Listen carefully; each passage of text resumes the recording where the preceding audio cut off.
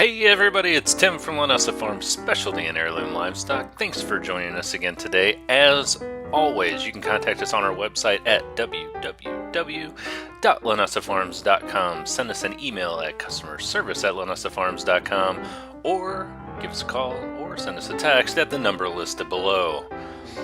Today, finally, we are talking about worming sheep and goats. Never ever have we had so much demand for a video. Hey, you know what? These videos are made for people just like you based off the feedback we receive. That's exactly why we're making this video today. So if you have questions, we have answers. Send us an email, give us a call, reach out to us. Don't forget to subscribe. And hey, we really appreciate those thumbs up. Without further delay, let's get started talking about worming sheep and goats. So we get lots, and I mean lots of questions about worms. How to worm, when to worm, what kind of wormers to use, be it sheep, be it goats. The number one problem, in our opinion, that new and old farmers of livestock experience is issues with worms and how to effectively treat them. I have avoided this subject for a considerable amount of time now because it is highly and hotly contested. Not so much if or when an animal has a worm load, not so much on the diagnosis side, but more on the treatment side.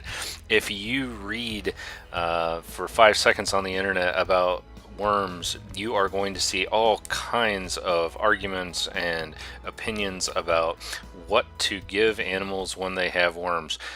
Some people are going to say, oh, I don't want to use chemical wormers on my animals, and therefore I give, and you will hear all kinds of things. Diatomaceous earth, apple cider vinegar, garlic, casein, and then you get into the other end of the spectrum where you're using chemical wormers, and then you get to the far end of the spectrum where people are actually using things like pour-on cattle wormers as an oral drench for their livestock. So in this video, as controversial as it may be, I am going to discuss with you what we do on our farm, how we treat worms on our farm, and what we treat them with. With that being said, you are more than welcome to use whichever method you want. Consider this merely an opinion piece based off of what we do, and if you choose to follow it, then great. If you choose not to follow it, then that's okay too. You should always educate yourself, look things up, and come to your own educated opinion based off of information that you receive.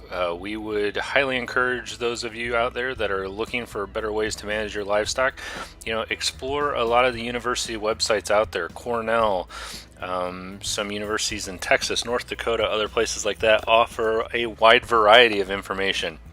The only thing I would do is I would caution you to make sure that the source from which you are getting your information is complete and accurate.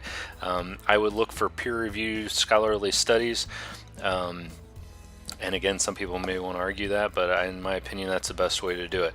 An individual's opinion on a blog or on a video may actually lead to you having dead animals. We have seen it before.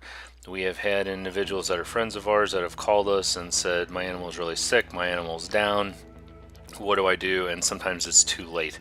So come to your own conclusions as to what works. Again, this video is just based off of what we do. But before we can get into how to treat for worms, we have to know, how do I know if my animal has a worm load? So without further delay, let's go into the video segment where I show you how to check for a worm load on your animal. So I'm out here in the barn today, and what I want to do is I want to take a few minutes to grab some of the goats and some of the sheep and bring them over. We've been getting a lot of questions lately about worming our animals, and I've talked to some of you about checking the eyelids, and so I just wanted to go over briefly today to show you how to check them for a worm load, so you would have a better idea of what exactly it is that I'm looking for. There's a lot of different articles out there on the internet. Some of them tell you that you should check the gums. I personally don't go for that. I always check the eyelids. The reason is that sometimes you can look at a very healthy animal and their gums might look kind of pale, where when you check the eyelids, It's a lot easier to see. The capillary bed is a lot closer to the surface, and it's a lot easier for you to tell exactly what it is that you're looking for. So I'm just going to grab our buck here and get him over so we can take a look at his eyelids first, or excuse me, our ram. I'll use proper terminology here. So I'm going to get our ram over here, Phil, and we'll take a look at his eyelids so you can have a better idea of what I'm talking about.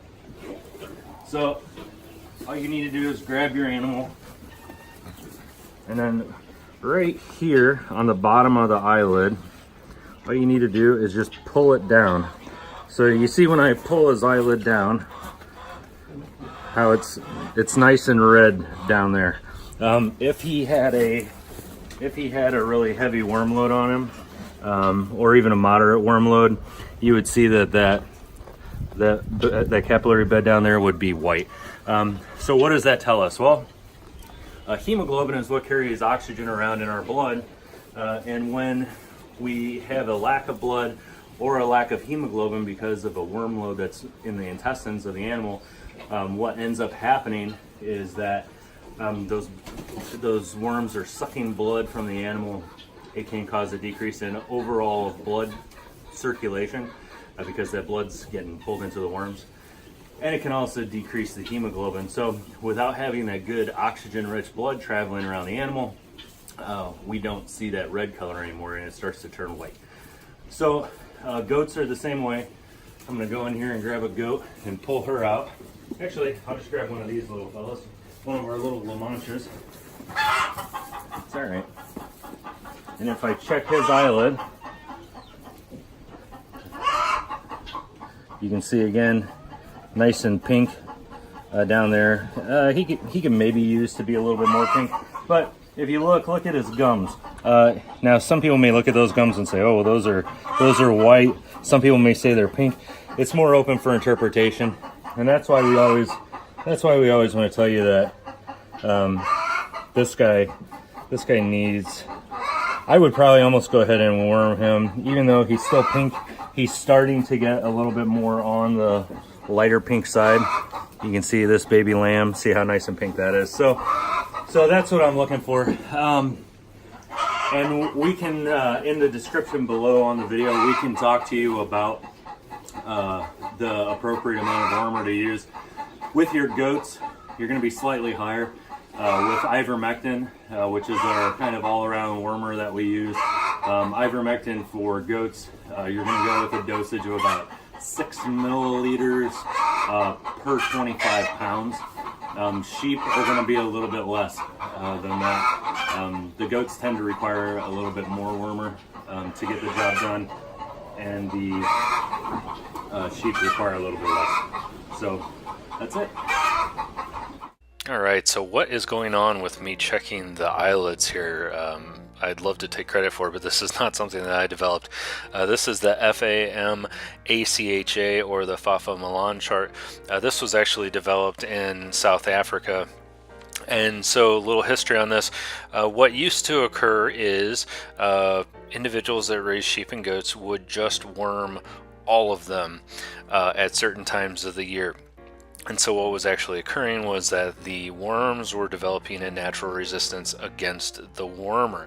The other thing is it was difficult to determine which animals had a natural resistance to worms and which animals, just needed to be wormed all the time. So what we do is we check the eyelids, and we only worm the animals that need it, and we document it when we do this. So what you'll find at the end of the year when you look through your medical records is you're going to see a trend. You're going to see that there's certain animals that almost never needed to be wormed, and then there's other animals that had to be wormed all of the time. This will help you to determine which animals you want to keep and which animals you want to get rid of. For the most part, your sheep and goats over time should develop more and more of a natural resistance against the worms that they're exposed to. if you worm based off of this practice. We only worm when our animals absolutely need it. And you can see from the chart, if the eye color falls within the first two kind of ranges, you're fine. If you're in the middle, it's questionable. And then when you get down to the last two, as we get more pale and more pale, you absolutely have to worm. So this prevents worms from becoming resistant to the medication. This also allows us to determine which animals we keep and which animals we get rid of. So here it is, this nasty little critter right here is the barber pole worm.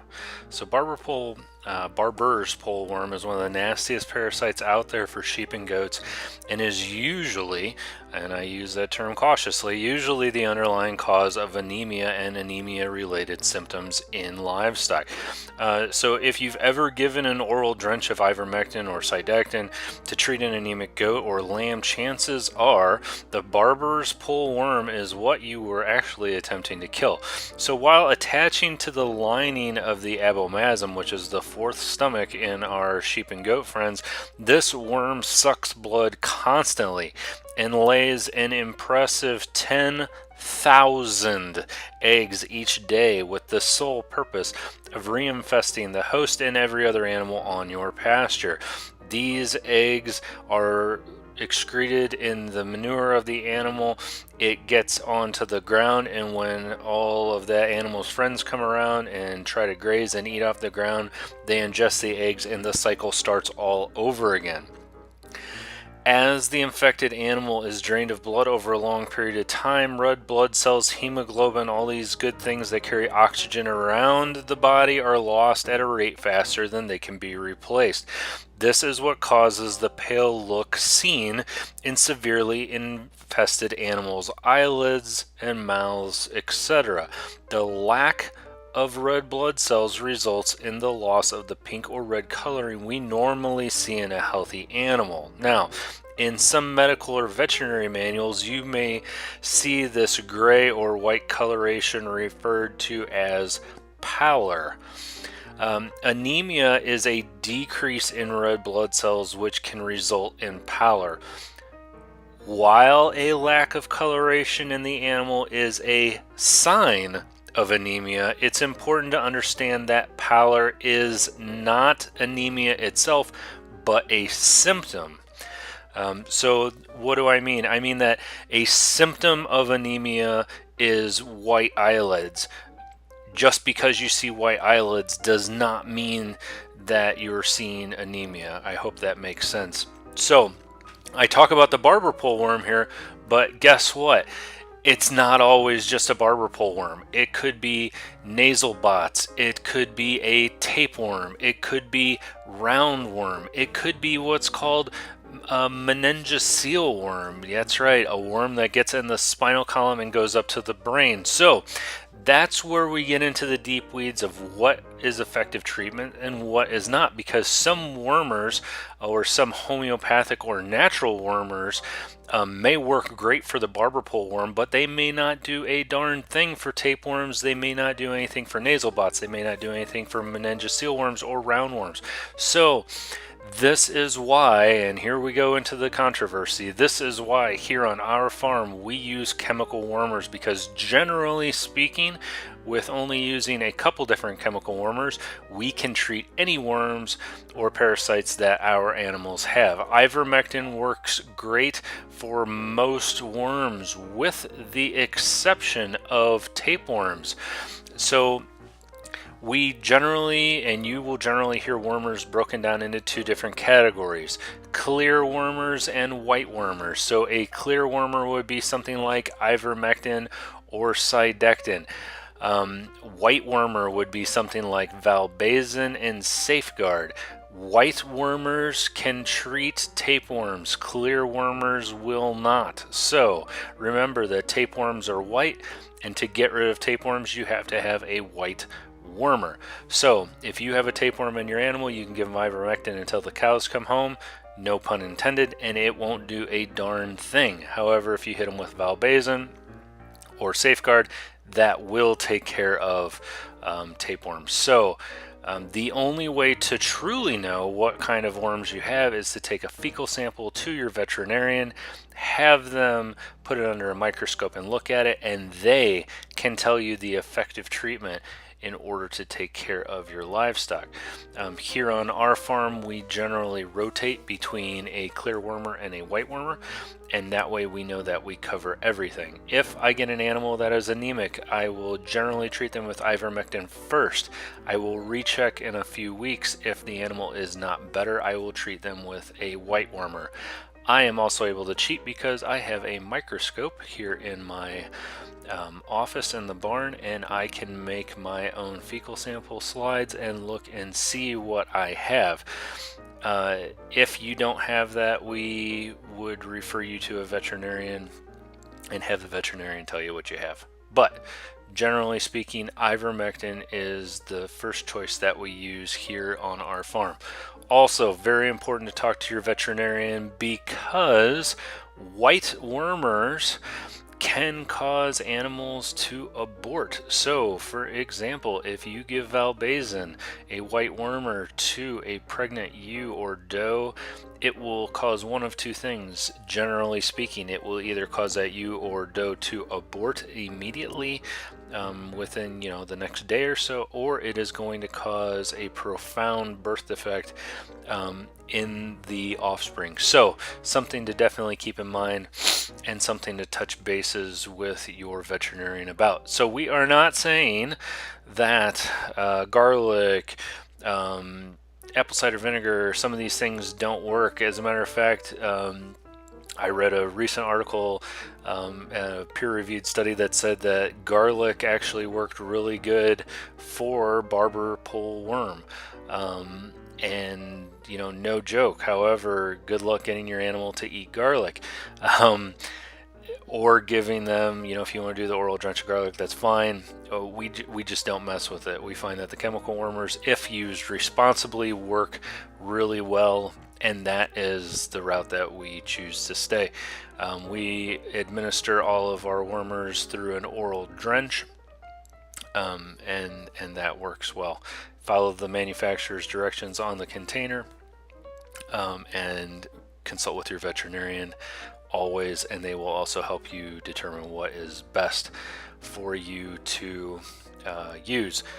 Side note, say you've got pallor in your goats or in your sheep and you can't figure out what's going on and you've tried to worm them. There are other external parasites as well. In the springtime, lice can be a huge issue with goats, so that is something that you may want to consider as well.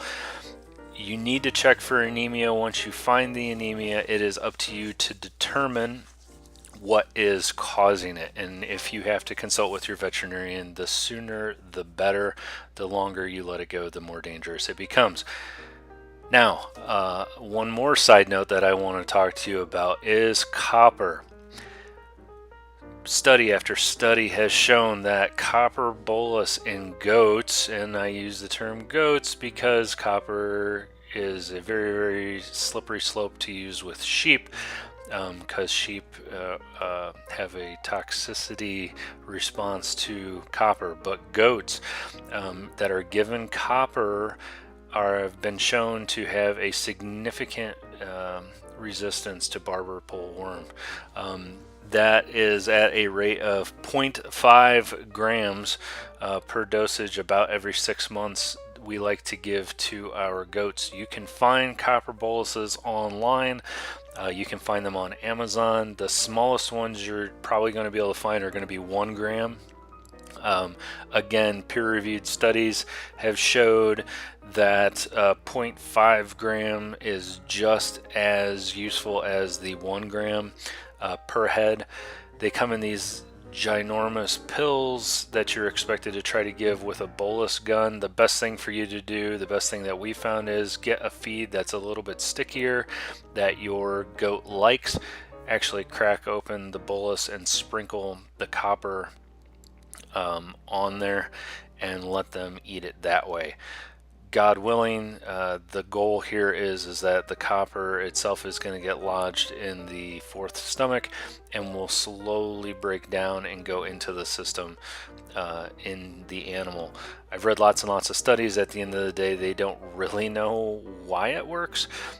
Something between the copper itself causing damage to the worm and the importance of copper helping to develop blood and healthy blood in the goats, but at the end of the day they really don't know. So that is about it. I know it's a longer video than we normally make, but lots and lots of topics here to discuss. We recommend that you check your livestock every minimum of every month, and we would really recommend at least every 2 weeks. Check your animals, keep health records, that way you know what's happening with each individual animal, and you can't go wrong. Again, consult your veterinarian as far as the specific wormer and dosages that you need to give, or just follow the directions that are located on the bottle.